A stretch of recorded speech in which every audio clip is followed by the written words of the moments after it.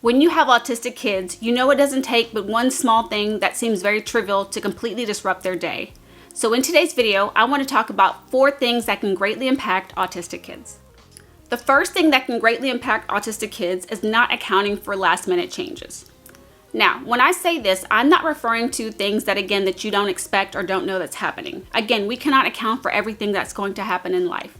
What I'm referring to are those times when you know something's going to be different, maybe a change in who's picking them up from school, or maybe you're going to take a trip or something, again, that just throws off their normal routine, but you know that it's coming, but you forgot to let the child know. I have 2 autistic boys, and a lot of the times I'm very good at letting them know changes are going to occur. But every now and then I forget.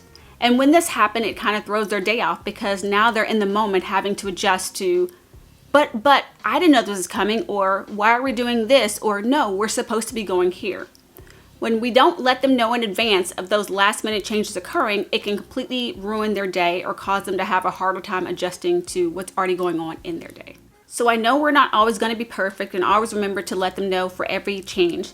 But when there is a last unexpected change that we are able to account for, setting daily reminders when we can in advance and being able to every day up until that change happens, remind them, hey, remember, starting maybe with Monday, hey, remember, on Friday, Dad's going to pick you up from school instead of Mommy, okay? Tuesday, hey, remember, and just giving them that prompt so that way when that day gets there, it's not so jarring for them. They're better able to adjust because they've had time to kind of work through it in their own mind.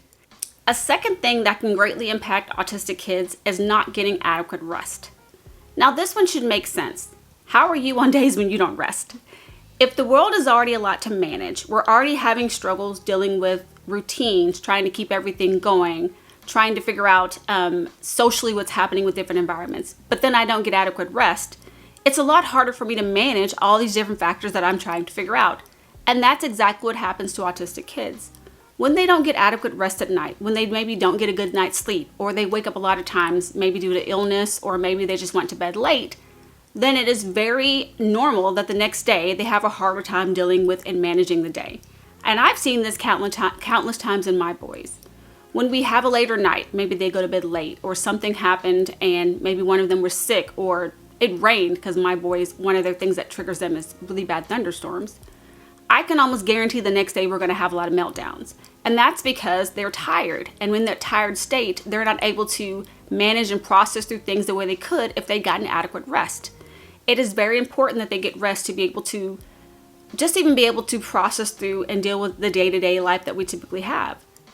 Because I know how important rest is to my boys, I make sure to prioritize their sleep and make sure they stay on a very consistent bedtime schedule. Even on times when we're going to be staying at somebody else's house or visiting grandparents, I also make sure that bedtime schedule is continued and repeated at their house. That way they're able to stay consistent, get the adequate amount of rest they need at night, and be better able to manage the next day as well. A third thing that can greatly affect autistic kids is not feeling comfortable in their clothes. Some autistic kids are very highly sensory to textures or the way things feel. So certain clothing textures, be it that it's too soft or too scratchy or too restricting or tight, makes them feel uncomfortable. When they have on clothing that makes them not feel good, then it makes them hyper aware of that way that it feels all day, and it tends to disrupt everything else going around them. Instead of being able to sit in the classroom, all they can focus on is, oh, this is scratching, this is bothering me. It tends to lead to more irritable behavior or anxious behavior because they want to get it off of them because it does not feel good. A lot of times you might even notice that you have more of a fight with your child trying to get them to wear that texture because, again, something about the texture just does not sit right with the way that they feel. And so again, I've noticed this in my own boys. Thankfully, they don't have a whole lot of textural differences when it comes to clothing. I've seen it very much when it comes to foods. And so again, if you notice that there is some clothing textures that affect your children, then try to limit those clothing textures or completely remove them. It's something that, again, as they age, you can maybe introduce it later to see if they can better adjust to the clothing texture. But I say, pick your battles. It's not worth forcing your child to wear something if all it's going to do is cause them to be more upset, more irritable, more frustrations and meltdowns just to have them in a particular outfit. A lot of times schools are understanding to the situation. As long as you let the school know maybe a reason why they are not wearing a certain cotton t-shirt or not wearing a certain type of material, they'd rather have your child comfortably wearing what they are wearing than forcing them to put on something if it's going to cause issues. Or if there is a situation where, say, for example, they do have to wear a particular t-shirt, maybe they're going on a field trip, then putting a layer underneath that is comfortable so the child is not directly feeling that clothing texture can also be helpful. Another thing that can greatly impact autistic kids is when they get overstimulated in their environment. And this oftentimes can happen because we forget what things are triggers or overstimulating for the child. I know for me, one of my kids, Andrew, is very sensitive to sounds, very, very loud sounds. And so going to the movies can be too much for him at times, especially if it's a very loud movie or has a lot of loud noises. And sometimes I forget to take his headphones. When that happens and we're in that environment, I haven't even thought about it until I look at him later in the movie and wonder why his head's covered under his blanket or he has his hands over his ears. This has also happened when we maybe go to a band concert. His brother is in the band, and there are times where we've gone to the concert and I'm just thinking, let's go support, completely forgetting, again, that loud noises are overstimulating to Andrew. So in those environments, it can be too much and he gets upset, covers his ears, or maybe when he was younger would actually want to leave out of that setting, just kind of get up and leave. So as parents, we need to be aware and try to remind ourselves what things are overstimulating to our children.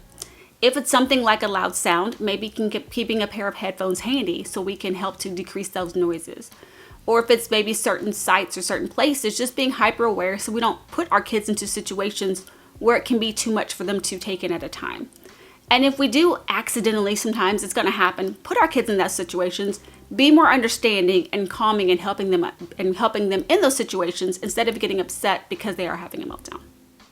Well, these are just a few of the things that can directly impact autistic kids. If you found this information helpful, then please make sure to give this video a big thumbs up. And if you're not already subscribed, please consider subscribing to my channel.